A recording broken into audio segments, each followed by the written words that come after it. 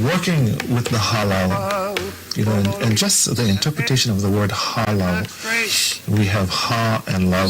And so properly translated, it means continuity of knowledge, continuity of tradition. And so the halal as a whole, and all the Kumuhula have a very important task, whether they realize it or not, and that is for the continuation of knowledge and tradition. And I do my teaching of knowledge and tradition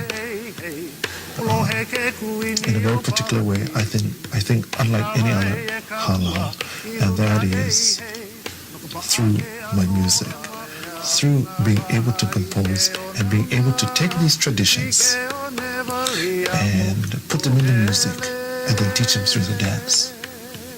So they're learning Hawaiian, the language, the olelo, through learning the words of the song.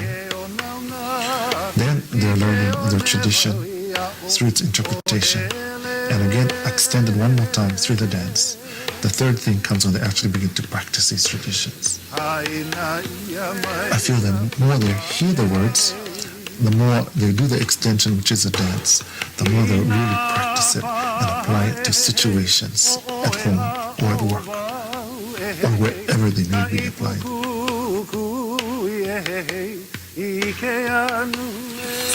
I think, when I look at music today and composing music and listening to other songs, new songs that are being written, I often wonder if people have been really, really trained in proper poetry. When you write a song, the term that's used is called hakumele. And the word haku comes from hakule, which is to weave a layer. And so, just like weaving a lei, you want your lei to be beautiful. So you look for the choicest flowers that you can find, and you take them, you put them together, and very carefully you begin to weave this lei. It's the same with writing music, or writing a song, or writing a poetry. In our language, there are many, many words. And for one single word, there may be many meanings. And again, there may be many words that have single meanings. So in writing your music, you have to be aware of all of this, and also the symbolism of certain words, and the allusions of certain words, and the proper use of metaphor in your poetry. And again, aware of all of this, you take these words, like these beautiful flowers you would be weaving a lei with, and you weave the poetry for that song.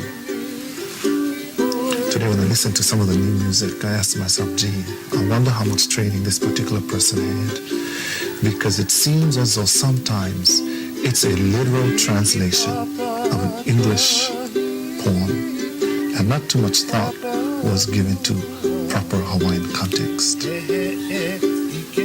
I like to think, as far as I am concerned, when I write music, that my music is spirit-inspired music. And I say that because many times people ask me to give a lecture on composing Hawaiian music, and I really cannot say exactly how to do it. All I can say is that when I'm in the mood, the music will come to me. And I'll pick up this ukulele. This ukulele is maybe about 8 years old.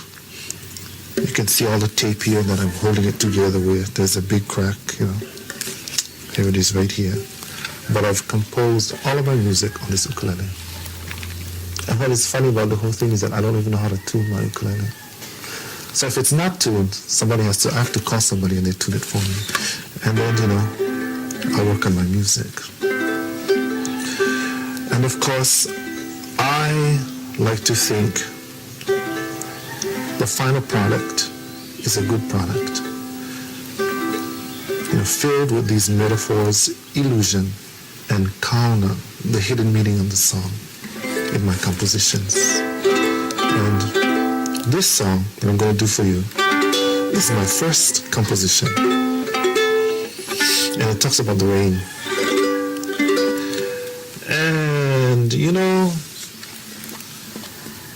I hear people today saying things like, oh, it's raining again. Oh, what a junk day. This is an awful day, it's raining. And I think to myself, how could they say such a thing, you know? Don't they realize the rain is a symbol of life? It tells you then that we need water. And here we have this, 8 islands that need to exist on all the water. So the rain falls and people get all irritated. Here comes the rain. Oh, it's going to spoil my day. But imagine if there was a drought now. They want to talk about spoiling their day. I really think they should think twice about saying things like that, because I believe in my heart that one day that Great Spirit will say, all right, you don't have the rain, to stop all the rain. And then what? So I thought if one person, mainly me, would write a nice song about the rain and try to sing it as often as I could, then I could, kind of block the message, the negative message that the rain is no good when the rain is really, really good. Alright, so I wrote this song called Kawaile Hua Ala Kahunua.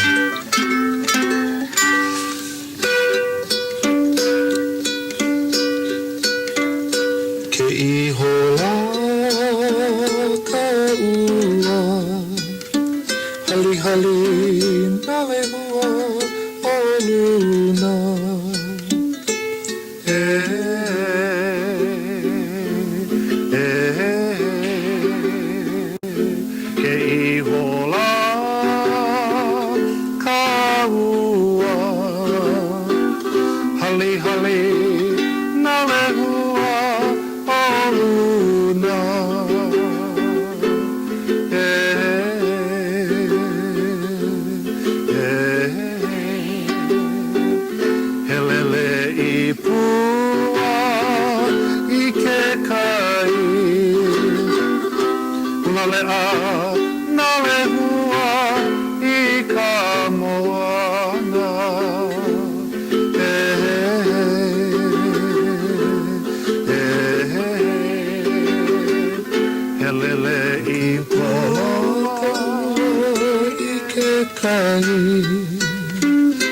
Ke ho'i ho aloha mai.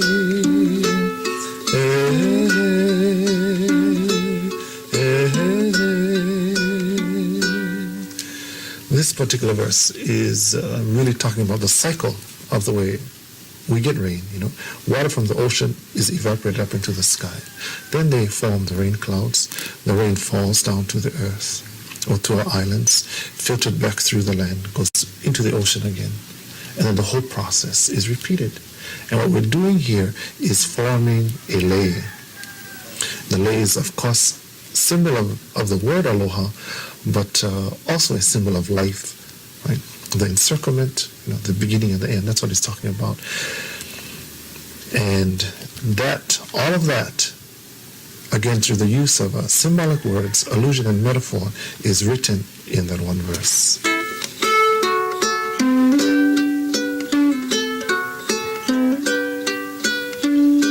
Hemele no e kulani, kawaile hua ala kahonua.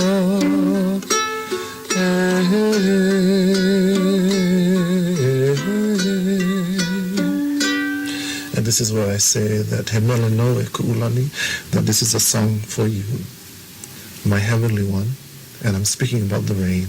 Kawaile hua, it's a lehua waters, ala kahonua, that are fragrant in the land. Nice, yeah?